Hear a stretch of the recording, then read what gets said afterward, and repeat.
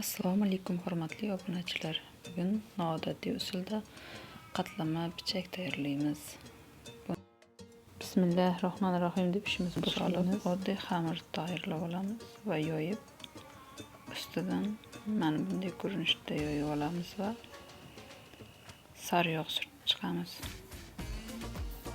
Men doim uyda tayyorlangan oddiy sariyog'dan foydalanaman. Mana ko'rishingiz mumkin.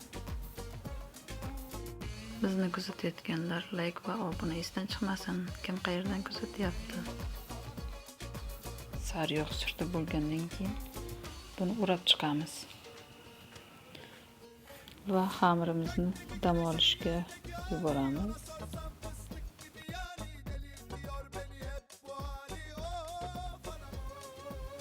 Endi tayyorlangan ismaloqlarimizni yuvib, tozalab to'g'rab boshlaymiz.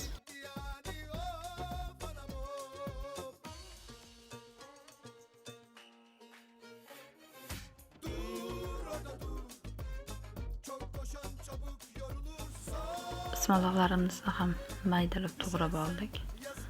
Endi bunga aralashtirish uchun piyoz, uni ham maydalab to'g'raymiz.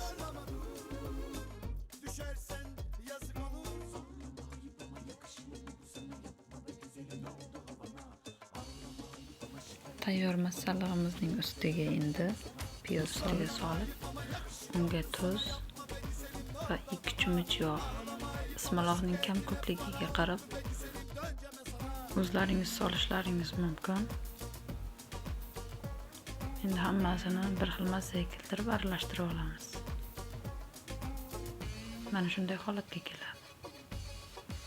Endi dam olishga yuborgan xamirlarimizni olib zuvalachalarga bo'lib chiqamiz.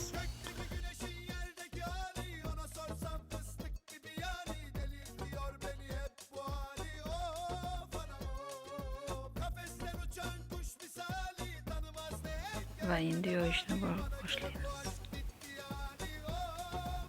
Taxminan mana shunday kattalikda bo'ladi har bir zuvalachangiz.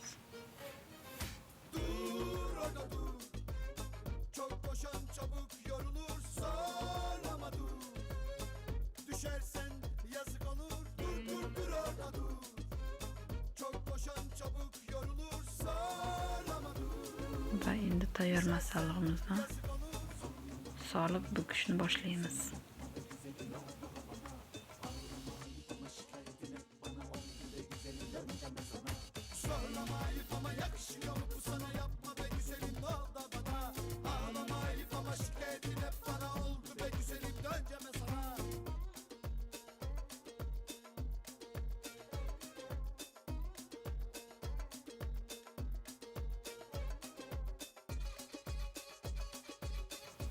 Tandirga yopsa juda ham mazasi boshqacha bo'ladi.